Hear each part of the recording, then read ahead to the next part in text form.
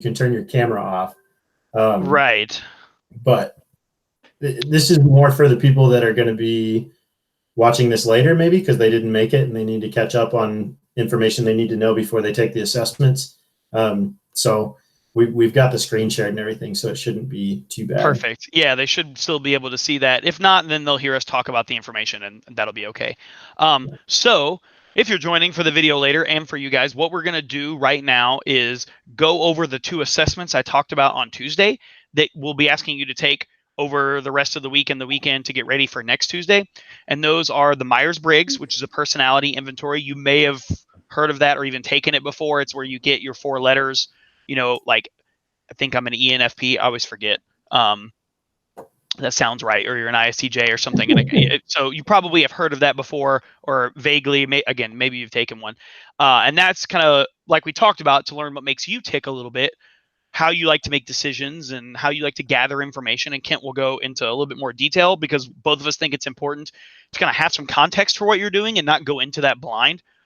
Because, these aren't brain scans or blood tests, right? They're psychological inventories and their personality tests. So, taking it is not like a perfect snapshot of like how your DNA is and the way you want to know a little bit about it so you can be in the right frame of mind when you take it. And we'll also talk about tips for taking it and getting good results as well at the end. And then I'll talk about the strong interest inventory, which, like I mentioned on Tuesday, is not an aptitude test because you guys are college students. You're smart. You could do probably just about anything you put your mind to.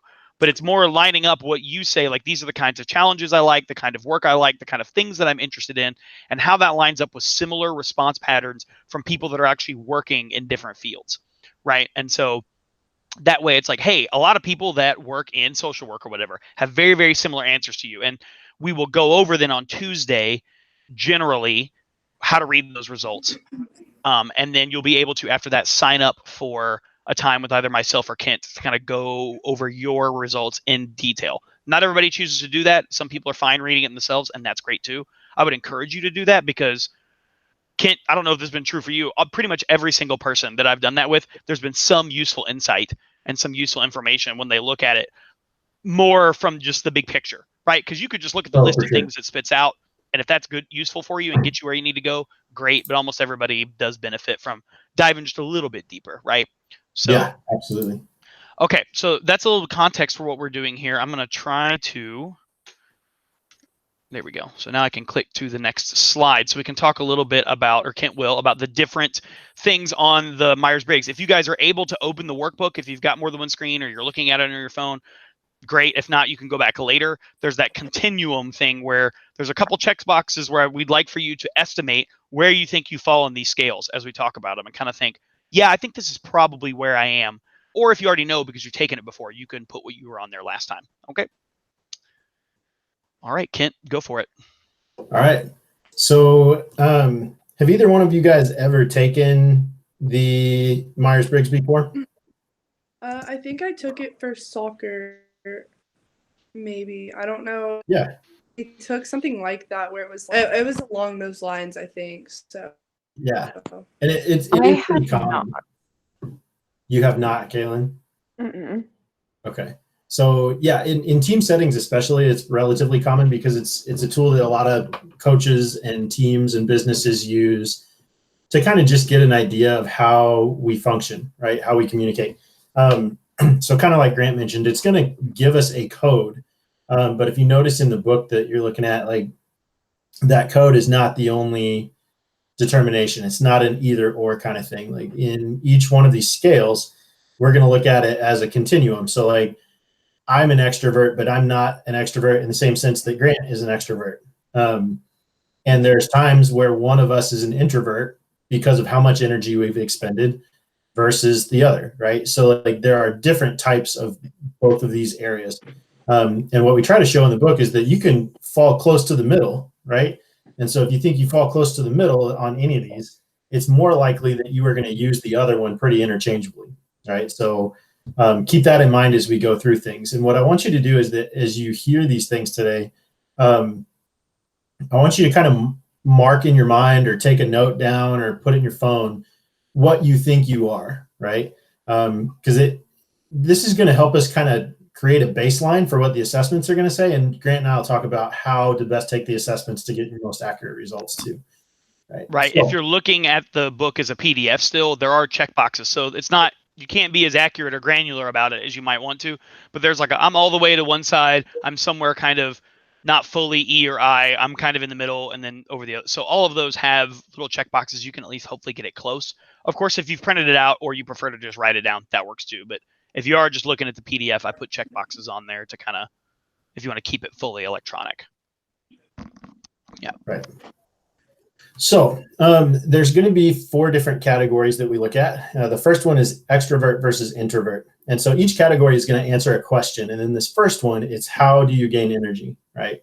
I think a lot of times we all look at the terms extrovert and introvert, and we think about, well, an extrovert is generally pretty sociable and likable and maybe outgoing at best, or like really loud and obnoxious at worst.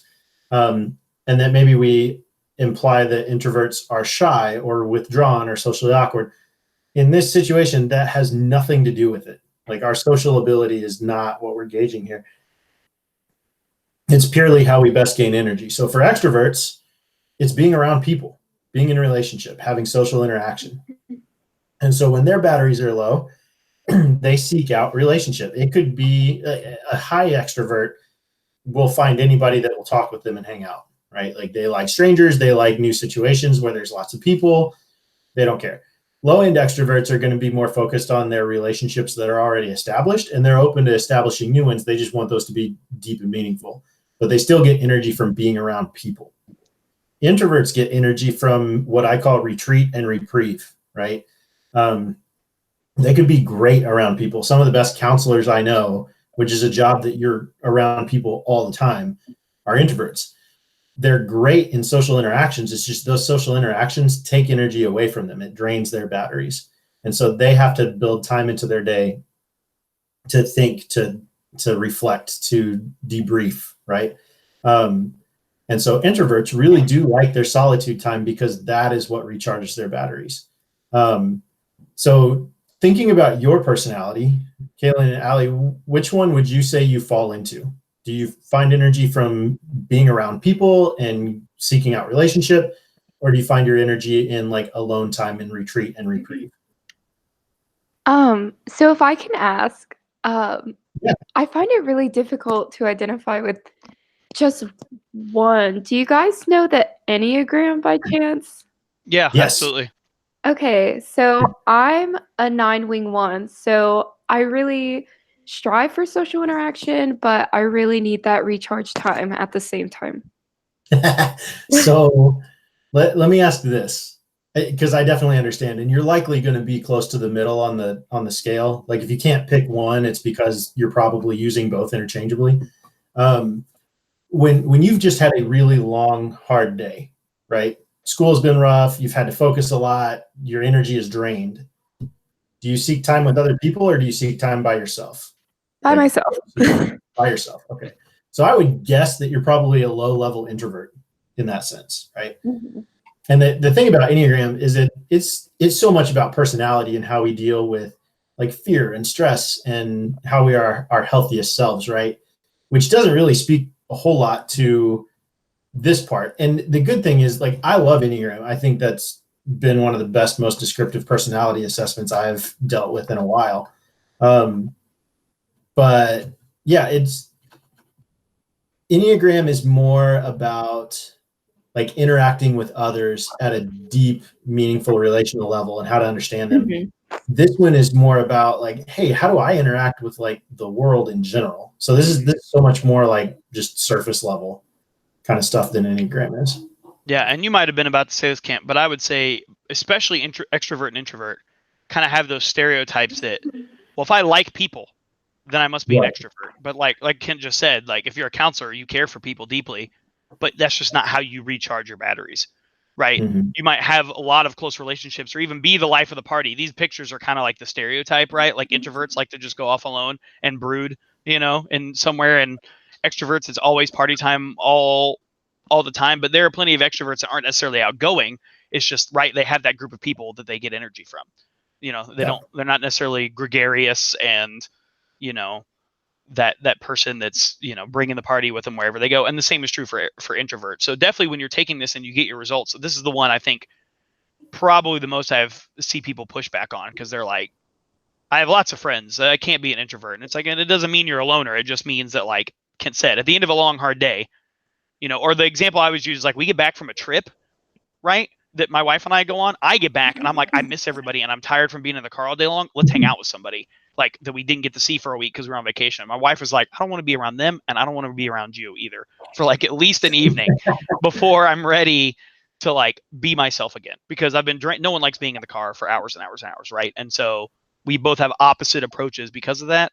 But, you know, we both have friends still, you know, and we're normal people. And so that's kind of how I would categorize it, more again on that energy, like it's saying, not on the do I like to be around people, you know? Right. Yeah. Right. So Allie, what do you think yours is? Like if you were to guess. Probably an extrovert. Okay, good. So like write those down. And what we're going to see is that like in our code, they're going to give us the first letter of each word, except for in the next category. And I'll explain that in a second. Right. So we've got Kaylin that is likely an I, but may rate as an E every once in a while when she's feeling like she wants to be around people. And Allie, we're saying is an E. So the next category is sensing versus intuition. So this one, you're going to see an S or an N, because for some reason, like it looks weird when we have two I's in the codes. So they use the second letter of intuition. This is all about how you prefer to gather information at the front end of making a decision, right? So I have these two pictures here. They have the same flower in them, right? It's just their different perspective. So the analogy I use is that if you gave an assignment to two photographers, one of them is sensing and one of them is intuition, they're going to get the visual information in a very different way. So both of them are supposed to take a picture of this flower. The sensing person is all about details, very specific things that are relevant in the moment or to the situation, and that's it. So we tell them to take the picture of this flower, and they get every little detail of that one tiny flower in the picture.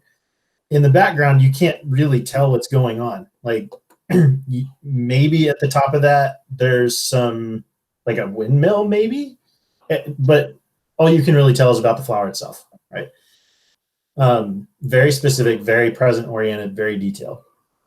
The right picture, or the picture on the right, I should say, you have a lot of greater context. Like that's obviously in an alpine setting. It's probably in the spring because there's still snow. It's on the side of a mountain. You can tell a lot about that. That may be not relevant to that flower. It may, like, we may only need to know that that flower is purple with a yellow middle and seems to be related to like the daisy family. But there's a whole lot more information that is contextual in there. And so intuition people like to gather as much information as possible to make sure they don't miss anything and then weed things out later. Whereas sensing people like just the detailed specifics that are relevant to the current situation, right? So when you start gathering information, Kaylin and Allie, where do you feel like you start? Do you gather a ton of information and figure out what's important later? Or do you only want the things that are relevant to your current moment?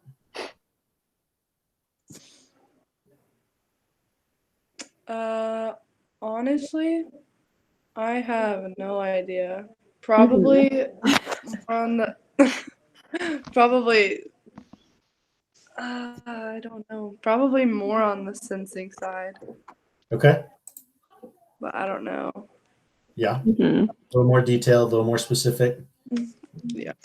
I feel like this example is really difficult because I feel like I do both. But yeah.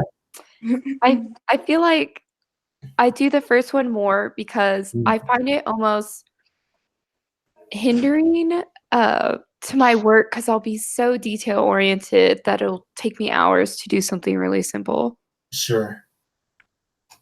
Yeah.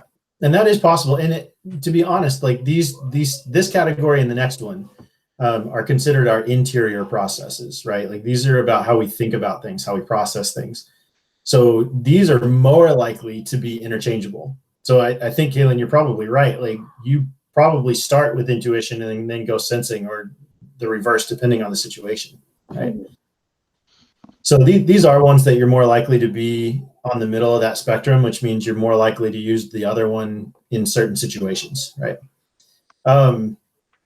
So then in that sense, like, we'll wait to see like where this comes out. But I would guess the way you both described it, if you were to take this test in this moment, you would probably get an S as your code, right? Okay, so let's move on to the next category. The next category is thinking versus feeling, right? So this is how we finalize a decision. The information processing was about how we gather it to then make a decision, but this one is how we process that decision and finalize it. So thinking are people who really like to figure out just the logic of it, right? Does this make sense? Is this the thing that I should do or shouldn't do based on reason A, reason B, and reason C, right? I like the example of this one because the list is very much a thinking thing, right? The pros and cons. And so if it makes sense and it's something we should do and it's possible, then as thinkers, we just do that. And it doesn't really matter what other people think if we think that that is the correct thing based on our reason and our logic, right? The feelers, on the other hand, they may use reason and logic to get to a place, but generally they're consolidating a decision based on the feel of it, the gut reaction, the instinct. So the example I use all the time is like my own college search. When I started looking, I was looking at 2 schools. I did visits to both. The first school I visited was on paper way better. I had a better scholarship. It was cheaper. They were giving me a laptop that I didn't have. It was a little closer to home for me. I was pretty sure I was going there just because like list of pros and cons made a ton of sense. But then I got to ACU and did a visit, and it wasn't even official. I didn't have a tour guide or anything. I just had a friend that walked us around campus. But I felt more at home there. And what I realized is that I felt like I could stay on campus and do my work and be engaged there, as opposed to the other school where I felt like I was wanting to find every instance already, like just in that visit, to get off campus and do something interesting. And so I made my decision mainly based off feeling, but I also had people who I talked to kind of confirm that that was a wise choice, like that was possible financially, that it made sense in other ways, and used that. So feelers go off their gut reaction, but they back that up by like confirming those decisions with people that are important to them in a relationship. Thinkers don't really care so much about that. They just do the thing that makes the most sense. So a thinker would have likely ended up at the other place because financially and from a distance perspective, that just made better sense, right? Kent, So, I think probably yeah. It was also the call of Texas deep in your heart, right? Yeah, well, Asking you. we'll That's go with that. I don't know that it was either one. I'm a Colorado boy that ended up in Texas and looked at a school in Oklahoma, and so that's what I'm saying though. Like you were meant to be a Texan, and it spoke to your soul and call. This is. Yeah, I came from even farther away, and here we are, both still in Texas for forever. But everybody told me I would never leave, and it's turned out to be true. Yeah, my mother warned me if I married a girl who was from Texas, I would never leave, and she was 100% right. So. Now your mom's coming here. Yeah, exactly. Right, exactly. I've almost lived here longer than I lived in Georgia, which is kind of a weird feeling. But okay, so Kaylin and Allie, when you think about how you finalize decisions, do you more highly value like the logic and reason of it, or do you more highly value like your feelings of comfort and confidence and peace about those decisions? Okay, so this one's really difficult too. Interior processes, man, they're rough. Yeah. I feel like I'm a very pros and cons person, but at the same time, I really gauge my decisions off of those really close to me, their thinking process. But at the same time, I'll ask for advice and do something completely different. So it's kind of 50-50. Mm-hmm. Okay, which is fair. Mine's definitely feeling.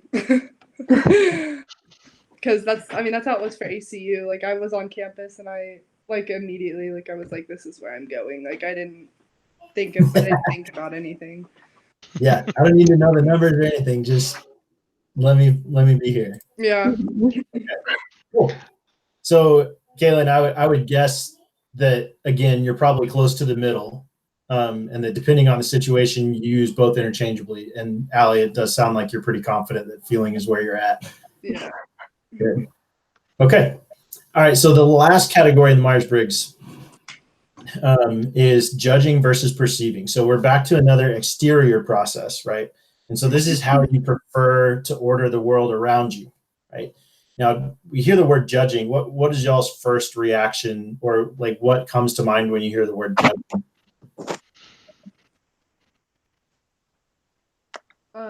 Like judging things on how you first see them.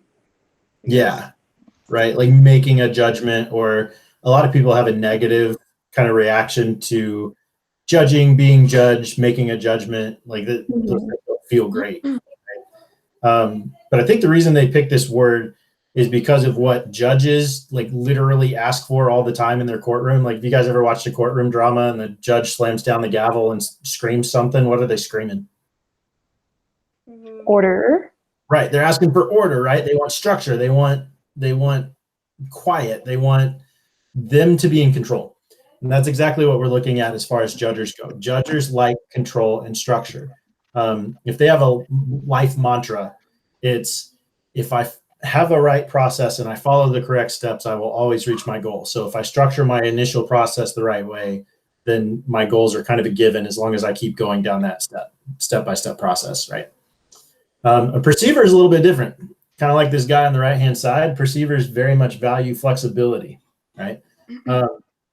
So they are looking for the mantra really, well, as long as I reach my goals, it doesn't matter how I get there, right? Now, I tell kind of an analogy story to kind of drive this home. So it's like if these two people were to go on a road trip, right? Let's say they're going back to my hometown from Abilene. It's about 12-hour drive.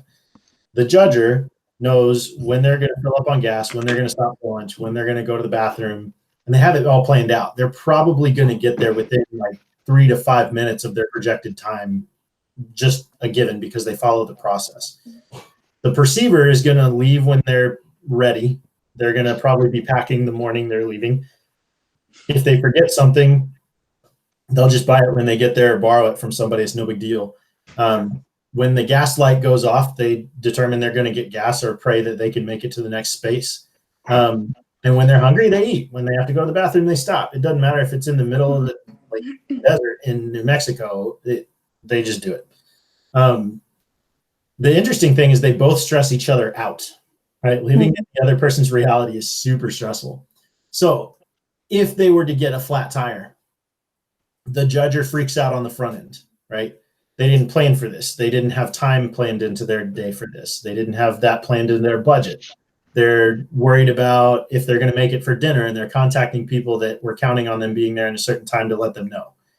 And the whole time that's happening, the perceiver is feeling okay. And they're looking around wondering what they can entertain themselves with, and eventually see maybe like a diner across the street from the tire shop that they could go get a piece of pie. And they're like, great, like I can go get a piece of pie. I wouldn't be eating pie right now if this hadn't happened.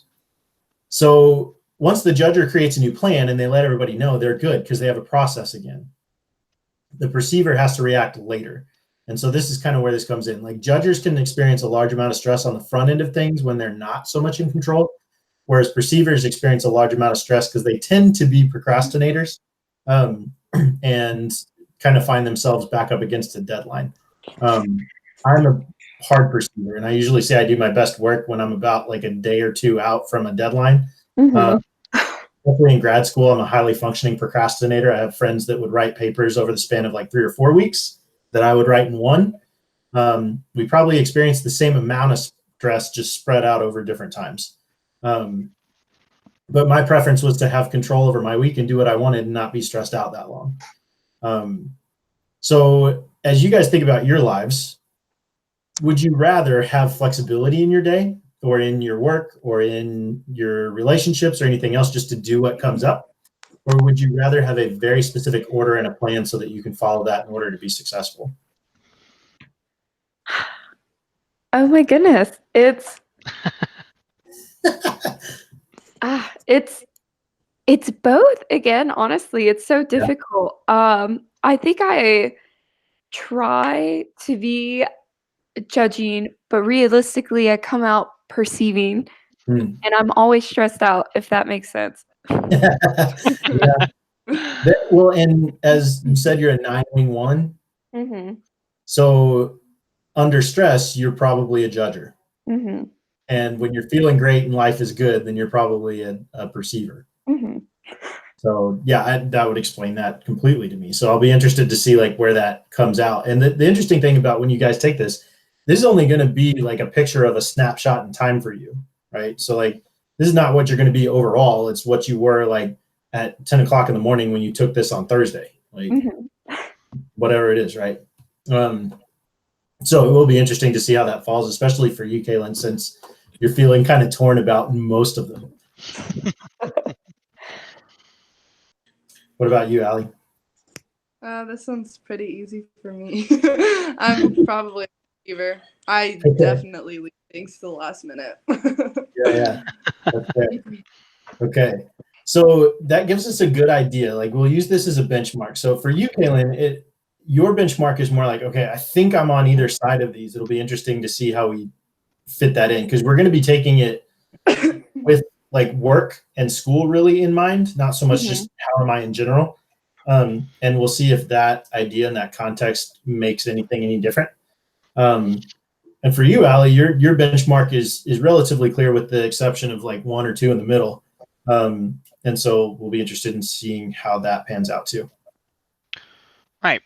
Definitely. Thanks, Kent, for talking about Myers-Briggs. And I say that, again, tell me your experience. I think there's a little more, even though we end up talking about the strong a little bit more because the context of our conversation is work and majors. The Myers-Briggs is important, and we'll talk about this probably. I think I'm going to do a separate video. We may go over it in session 3 on Tuesday, but like the Myers-Briggs, when you look at your results, can kind of give you an idea of like, here's the pattern that you go through when you make decisions, and knowing that can help people know, have I missed things and doing that. So it's important info, even though we're going to end up probably spending more time in the strong because the strong has so much information in it and is so relevant. But I think the Myers-Briggs is also the one that people have a little bit more of a visceral emotional reaction to when they're like, well, I don't think I'm in the middle, or it says I'm far over this way, but I'm not really. And like Kent said, the important thing to remember is it's a snapshot. So especially now that we're all out of our normal school context, don't freak out too much if you feel a little bit different. Again, you might be a little bit more stressed out, and so you might be being a little bit more of a perceiver and be like, I feel trapped and I want to find flexibility wherever I can. Something like that. Like you might have your personality may have shifted due to circumstances, because this is not something, like I said, that is it's not DNA, right? It's not the core to your being that you always are. I know this has been true for camp. I took this in college when I did leadership camps, and every letter I think was different. I'm dropping into the Enneagram there. Every letter was different except for the E. I've always been an E, and I have since I was born, and it's never going to change. But the other things, like as I've either matured or I've like come to a part in my life where I'm like, I don't care, I'm just going to be myself, and I'm not going to try too much. That might change. And I would say becoming like a father and having a job I actually care about, okay, maybe move a little bit more towards the judging, because I'm trying to incorporate a little bit more of that into my life, and I find out that I kind of like it and these patterns work for me. So there is flexibility there. So if you get a result that you're like, that doesn't feel like me, we definitely want to talk about that and examine it a little bit, but also don't reject it out of hand, because it's not meant to be you are always like this in every situation 100% of the time, right? Like Ken's talked about in all of these, we kind of move between them, especially if your rating ends up being more in the middle, depending on what we're trying to do. Or maybe I tried this way first and it didn't work, and so now I go to my backup, right? And I do things a different way. So for the strong, I'm going to go pretty fast on this. And when you get your results, when you first look at them, it's going to be like, this is way too much information. So I am definitely an intuition person. I want to have everything in case I miss something, that something might be interesting. So when I give information, even in my advising appointments with students, I'm like, I'm going to tell you more than I know you want to know right now, because if it sticks in your brain and a month later, that piece of information pops up, that is an awesome feeling to me. You guys might not feel that way, so if you don't, I apologize. This is going to be a lot, but we're going to try to keep it as concise and interesting as we possibly can. So there are 6 categories to the strong that it kind of rates you along. And you're going to be given a score for each of these. And when you look at them, most people have a pretty clear break between like 2 or 3 of them. You know, kind of like these are my core ones, and I'm going to get a code with these letters, and these are the ones I rate into most highly, and these are the ones that I don't as much. Although you'll have a little of everything. Okay, so I'm going to go through them just really quick to kind of give you an idea of what they are, so that when you're taking, you know, it's not to try to second guess the test, but again, to kind of know this is the stuff we're looking for with you, and hopefully give you a little bit of comfort and ease when you are taking it and being like, okay, what are they actually asking me about? So enterprising is the first. And remember, these are all in the categories of what we're interested in, how we like to work. It does go into a little bit of like how we like to spend our leisure time too, but mostly it's the work context. So enterprising covers things like verbal ability, wanting to motivate and direct others, enjoying taking risks, and but also being the one that's influencing and directing things, and through that, some kind of competition or the ability to move up in status and be recognized for a job well done and my skills. Typically, people that are high in enterprising enjoy or find themselves working in jobs that are like selling or managing or marketing, some kind of leadership opportunity, even if it's not in one of those categories. They tend to be, they make good entrepreneurs because, again, they're okay with that risk taking and that competition that motivates them, right, to work harder. Politics, things like that, right? Anyone that wants to be in charge of stuff and wants to be the one driving, right, that's going to be someone who's high in enterprising, and work that reflects those contexts is going to be meaningful to them. Conventional is what we talk about. People who like to get into the details. They work with numbers. They do data analysis. They want to pay attention to the detail, and they value accuracy, efficiency, and stability in their work. Like, I want to have this process maybe that I set up, and we follow the process, and we keep detailed records, and everything's organized. And so something like coding or accounting or data management, or somebody who organizes a bunch of different things together and directs people, I would say project management maybe falls into this a little bit, you know, because you're taking all these disparate parts and you're like directing them towards a goal, right? And I'm looking and I'm saying, is this part of the project behind, and this part of the project's ahead of schedule, and let's just get down into the nitty gritty of it, right? So if you like that kind of stuff, like I want to get in, like, you know, you're more maybe of a sensing person, right? I like to get into the details, and I like to work with all that and make sure everything's in its place and done correctly. Probably jobs that have a lot of conventional type tasks are going to be interesting to you. Investigative is pretty much exactly what it sounds like. So if you're naturally curious, you like to learn, and your work reflects wanting to ask those why questions, or how maybe. So people who are in some kind of researching field, whether it's a hard science or a soft science, people who are high in mathematical ability tend to rate highly on investigative. But you like to solve abstract problems, right? You like to take something big and complicated and get down into it, and understand what's going on in the background, and solve these problems. Other people, you know, might be like, cool, I want to solve the problem, but I want someone to tell me how, and I want to use the tool or whatever. You're the one that wants to actually figure that out, right? And typically you have the ability to do that. And like I said, you value curiosity. That might be a way you describe yourself, right? And we see this a lot in science, but it does show up in other things as well. Realistic is what we would call people who value practicality, common sense, people who kind of that other half of the solving the problem coin, right? There's the big thinkers and the ones who ask the complicated questions, and there's the people who look at it and say, okay, what can I do to fix this today?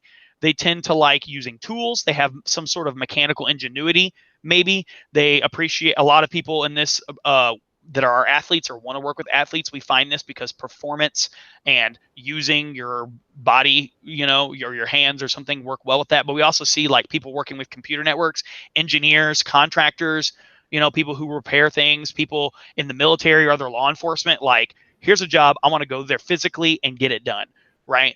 And you know, I want to be here, not in the land of theory, right, but in the land of the real world. Hence, realistic, right, and doing something practical. I advise for engineering and physics majors, and I see this. This is the biggest difference between them to me. My engineers are always like, "Is this going to help me solve the problem?" Right? I don't care why it works, really. I just need to know that it works, and I can apply it, and I can use the formula correctly, right? Where my physics majors are more like, I want to know why. You know, why does this actually happen? And let me do things in a completely abstract model. That's totally fine. Whereas engineers are like, I'm going to build this, and I don't care what the details are, you know, or they might care about the details, but only the most relevant ones to whatever their current task is, right? So that's kind of how to think about realistic. Social, another one that's pretty on the nose, exactly what it sounds like. These are your people that have people skills, great verbal ability, again, really good listeners, and they tend to be high in wanting to cooperate with people and in empathy, and they like serving other people.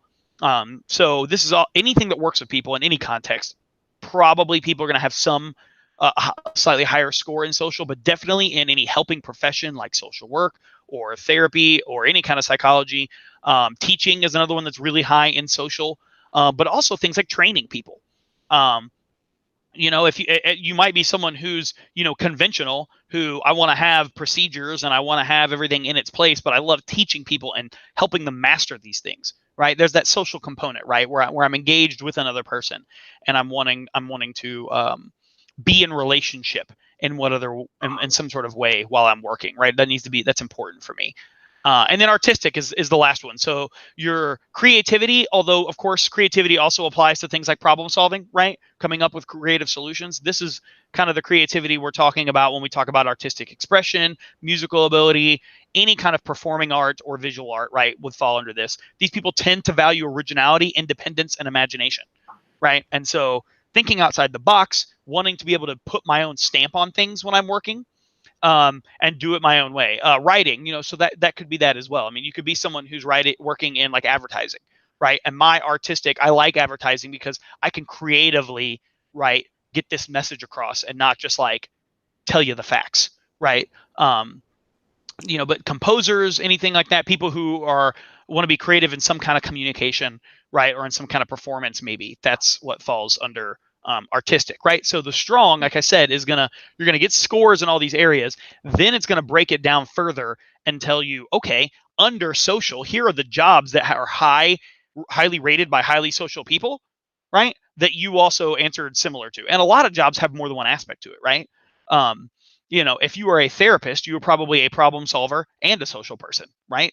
Because that's literally what therapists do. They help people solve problems, right? You might be enterprising, right, pretty high, but also be investigative. And so, hey, I'm going to run my own business that does something with science and research or whatever type of thing, or I want to work in some place where I can, I'm going to be the person that gets the PhD and then does postdoctoral work and then wants to publish papers and, be on the forefront of a field because I'm high in enterprising and investigative, right? So it kind of combines them like that and tries to help you find a pattern, right?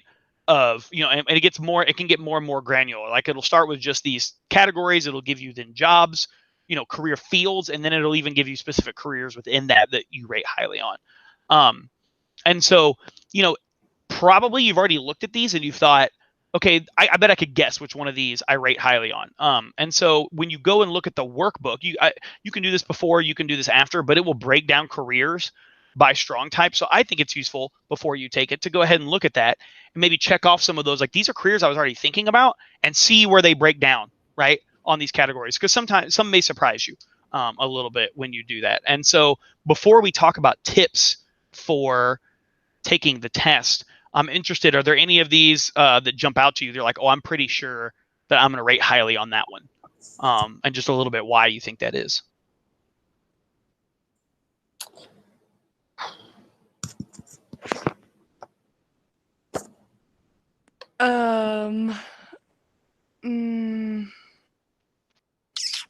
Maybe artistic. Like I'm super musical and all that stuff. I don't really know.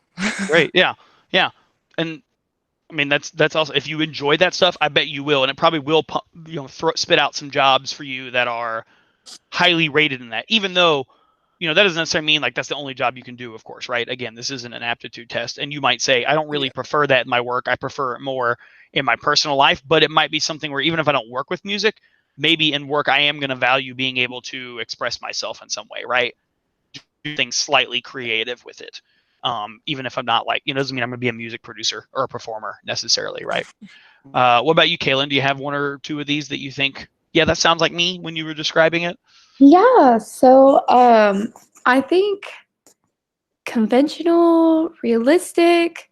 I was with you for the first half for the investigative. I was like, yes, that's the one. And then you started talking big problems and really complicated things. And I said, no. Sure, yeah. And it doesn't have to be that, right? Because if you think, and when you look at the careers, you'll see this. You could be a, astrophysicist researcher, right? Or you could be a researcher on you could be doing market research for a product or something, right? Right? Like those are two very, very different realms. But it's that I want to get to the bottom of this, right? I want to pull back the curtain, right? And see what's making people tick, or what's making the universe tick, or why is anything happen this way? So I mean, that probably is, if you think that sounds right to you. It just might be, not everybody is into science, right? You might just apply that. So I mean, think about it. There's people who research psychology, right? I mean, they want to know what makes people tick versus, how does the sun work or whatever, right? Like, if it was me, I have no interest. I mean, I'm glad the sun works, right? But I have no interest in really knowing, exactly how that. But I'm glad there are people that are, right? And so, cool. Okay, good. Well, and it's the same thing with the Myers-Briggs, right? You might get results on this that don't line up with your expectations of yourself, and that can really mean two kind of things. It might mean, okay, maybe this didn't get a clear picture of you, or maybe it's, okay, yeah, I was thinking of it with this language and in this context, but when I put it with different language and describe it, okay, yeah, it actually does kind of make sense. That happens to me all the time when I'm working with students, right? We kind of dig into it where they say, that's totally not me at all. And well, what if we look at it this way? And they think, oh yeah, that is me. A little bit. That's happened to me every time I've taken one of these, where it's just like, oh, now I have new verbiage I can use to describe myself. We talk about the Enneagram. That's definitely how I feel about that. It's like, I didn't know this is the way I was. I could have never put it into words until somebody gave it to me. And that's why I think this is a cool part for me. I also, I did my education in school psychology, which is all about assessing people's educational, intellectual, emotional abilities and what makes them to, so anything that kind of digs into that, I'm kind of interested in.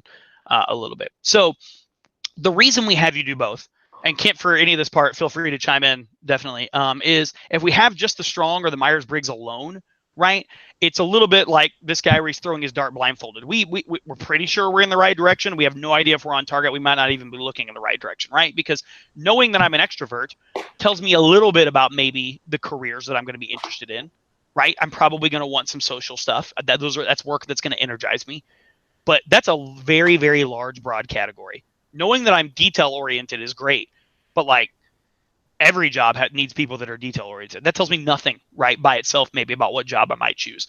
But if we add the Myers-Briggs and the Strong together, which the Strong actually does, it'll take in some of your data. There'll be a section of it where it brings in your Myers-Briggs personality type and kind of compares it to your Strong sections that you rate highly in, and kind of see how those mesh together. But that's where we get a little bit more on target, right? Because this is what my interests are, informed by how I tick as a person, right? And then where are the careers that this information, those kind of people, tend to thrive in, right? And so that's why we do both. And when you sit to take it, there's a couple things, just some tips that we would give you for doing it, right? Because generally people fall into two categories.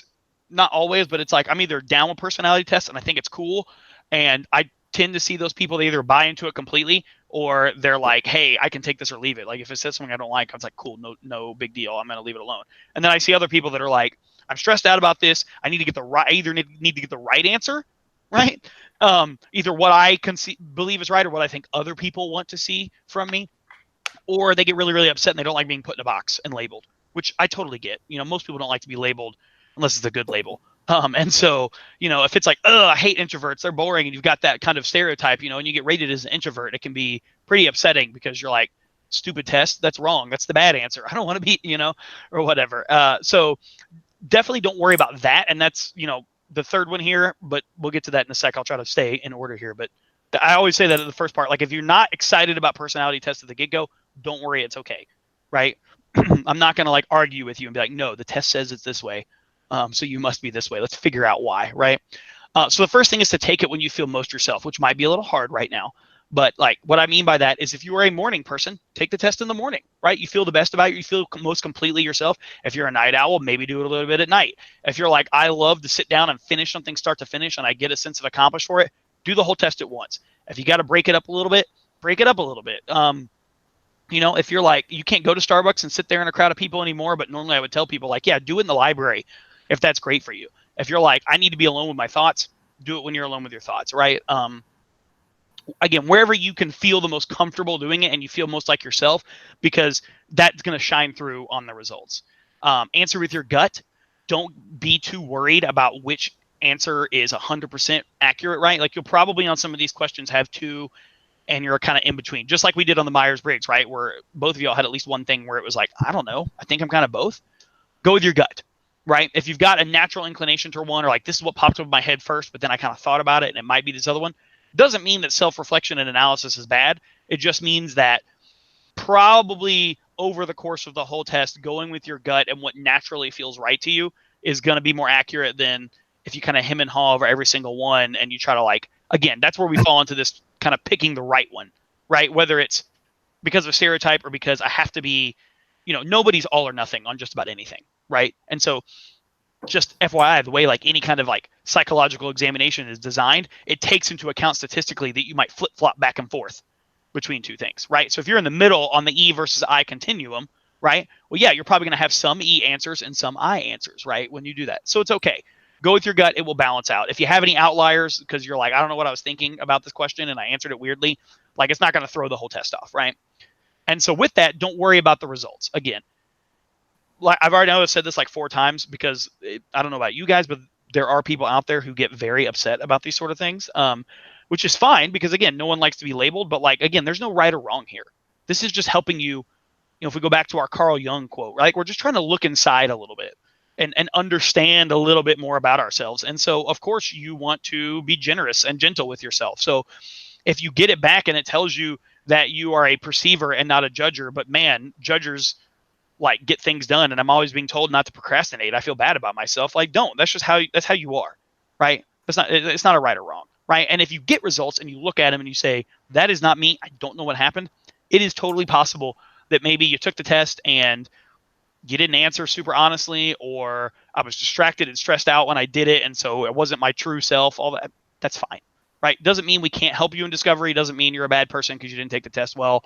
Like, there are no value judgments associated with this kind of thing, and we'll still help and we'll talk through it, right? I've definitely had people who were iffy about, especially their strong results, but as we talk through it, we look at patterns like, no, there is useful stuff here, or at the very least, I now know what I don't want to do. And for some people, especially if you're like, I have no idea, like cutting off things you definitely don't want to do as far as a major is just as useful in some ways as, yes, I am interested in this other one, right? And like I said at the beginning, we're not trying to have you one perfect major by the end of this necessarily. If you do, amazing, right?